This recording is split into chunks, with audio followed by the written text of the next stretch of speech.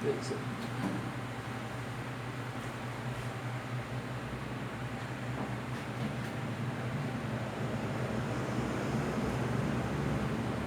Olá, turma. Bom dia novamente. Nós iremos ver nesse vídeo agora, continuando a aula 5, o terceiro tipo de associação de capacitores. E agora nós iremos trabalhar a associação mista, tá bom? As características da associação em série e paralela continua a mesma. Eu vou somar o quê? A DDP eles são iguais quando os capacitores estão em paralelo. As cargas são iguais quando os capacitores estão em série. A carga total é a somatória das cargas em paralelo. A DDP total é a somatória das DDPs em série. Então, tudo isso aí você tem que ter uma ideia, uma noção e não esquecer. E quando os capacitores estão em paralelo, o que eu faço? Somo todos os capacitores para encontrar o capacitor equivalente. Quando ele está em série, eu tenho que fazer aquele processo do inverso, né? 1 dividido pelo capacitor 1, mais 1 dividido pelo capacitor 2 e assim sucessivamente. Agora, no terceiro tipo de associação de capacitor, a gente vai trabalhar a associação mista. Né? Quando que um capacitor vai estar, né, na associação mista? O que seria a associação mista? É aquela na qual encontramos, ao mesmo tempo, né, condensadores, capacitores associados em série e em paralelo. Então, você vai ter, né, ao mesmo tempo, né, capacitores onde eles vão estar em série ou em paralelo, né, e em paralelo. Por exemplo, aqui, ó, eu tenho aqui, né, vários capacitores, capacitor 1, capacitor 2, capacitor 3. Observe que esse capacitor 3 e o 4 eles estão em série. Quando eu resolvo isso daqui, o 2 aqui com o total daqui fica em paralelo. Aí continuo resolvendo esse capacitor junto com esse, fica em série de novo, tá bom? Então, são vários capacitores que podem estar em série ou em paralelo. Por isso que ele é chamado de associação mista. E quando eu calculo, né, o condensador equivalente final, ele fica nesse formato, né? Terminal de A e B e o capacitor equivalente, certo? Vamos ver aqui uma aplicação sobre esses capacitores. Na associação de capacitores da figura, determine o capacitor equivalente e na letra B a carga de cada capacitor. Então, continuam as mesmas características, em série e em paralelo. Por exemplo, aqui, eu tenho aqui quantos capacitores? 1, 2 e 3. Quem é o mais fácil para eu resolver aí? Será que eu vou resolver esse com esse? Esse com esse? Não, eu vou resolver esses dois aqui porque eles estão em série. Então, se eles estão em série, para eu calcular o capacitor em série, o que eu faço? Como eu tenho dois capacitores, pessoal, nesse caso aqui, o capacitor em série, né, foi visto num vídeo da aula 1, que quando eu tenho dois capacitores, eu multiplico e embaixo eu somo para poder fazer a divisão. Então, nesse caso aqui, ó, quando eu tenho dois capacitores em série, eu vou pegar esses dois, multiplico e depois somo embaixo. Isso quando eu tenho dois capacitores em série, tá bom? Multiplicando aqui, 3 vezes 8, 24, 3 mais 8, no caso aqui dá quanto? 11, né? No caso aqui, desculpa pessoal, perdão, é 6, né? Perdão. Já vai mudar aqui, né? É o número 6. 3 vezes 6, 18, ok? E aqui continua 6. 3 mais 6, 9, certo? Vamos lá, capacitor em série vai ser 18 dividido por 9 é 2. O quê? Microfarad. Quando eu estou trabalhando com capacitor, né, em associação mista, eu vou organizando, né, no caso aqui, o meu capacitor, né? Já resolvi isso aqui. Quando eu resolvo isso aqui, ele gera esse outro modelo aqui, ó.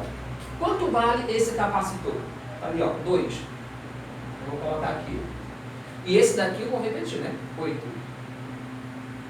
Pronto. Organizei. Conforme eu vou fazendo os cálculos, eu vou organizando o meu, no caso aí, capacitor normal. Certo? Agora, preste atenção aqui. Esses dois capacitores, eles estão em quê? Em paralelo. Né? Agora eles estão em paralelo. Para eu calcular o capacitor em paralelo, o que eu faço? Somo esses dois capacitores. 2 mais 8. Professor, é tão fácil assim? Muito fácil.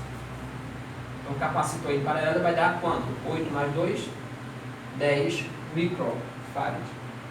Então, assim, pessoal, muito fácil trabalhar a associação mista vai resolvendo parte por parte, verifica qual é o mais viável de ser calculado. Ok? Agora, fazendo esse processo, meu capacitor final ficaria assim, né? 10 microfarad. Esse aqui, ó, é o capacitor equivalente. Tá bom? Tranquilo aí? Então aqui em série, né? Isso aqui eu posso colocar aqui, ó, para vocês não esquecerem, em série. Esses dois capacitores aqui estão em série. E esse daqui, ó, em paralelo, para facilitar o cálculozinho aí. Ok? Tranquilo? Aí depois, o finalzinho dele aí. Certo? Qual será o próximo passo? Letra B. A carga de cada capacitor. Analisando o primeiro e o segundo, esse primeiro aqui ele está em série. Como é que eu faço para calcular a carga dele? Lembrando que se está em série, no caso a carga é a mesma, né? Em série a carga continua sendo a mesma. Então nesse caso aqui, a carga do primeiro capacitor e o segundo vai ser nada mais do que o capacitor 1, 2 multiplicado pela DDP, certo?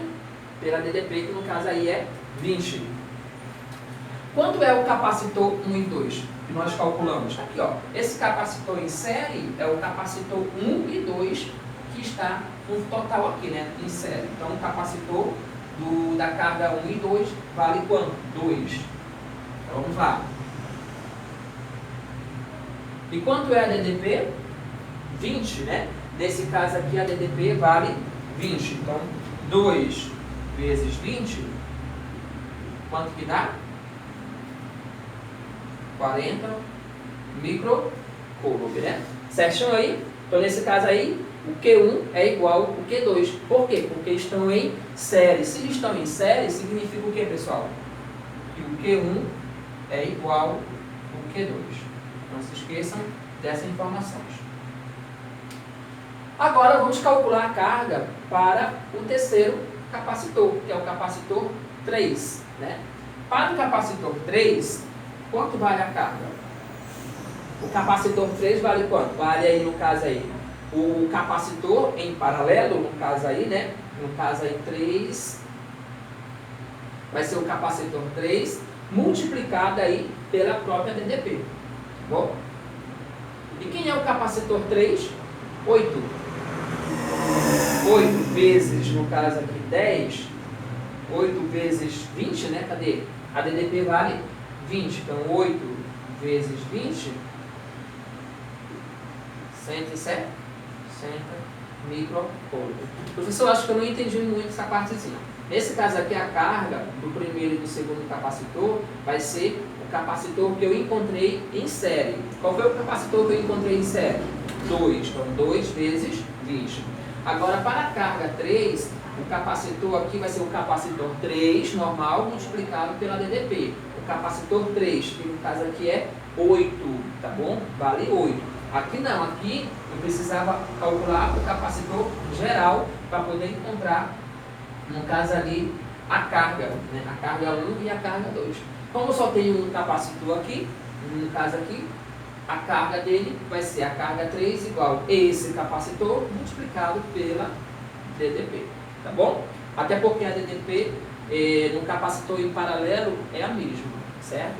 A carga em capacitores em série continua sendo a mesma também, tá bom, gente? Tranquilo aí? Deu para entender essa partezinha? Espero que vocês tenham entendido, né, essa aplicação. Espero que vocês tenham entendido a associação mista, associação em paralelo e em série, tá? Professor, é muita informação, mas tem que dar um empurrãozinho aí para a gente dar continuidade no conteúdo. Mas é bem tranquilo, é bem fácil, os cálculos não é tão difícil, ok? Então, gente, essa foi a aula 5, né, sobre associação de capacitores em série, em paralelo e mista. Então, eu espero que vocês tenham aprendido alguma coisa. E até a próxima aula, se Deus quiser, tá? Tchau, tchau, pessoal. Estudem.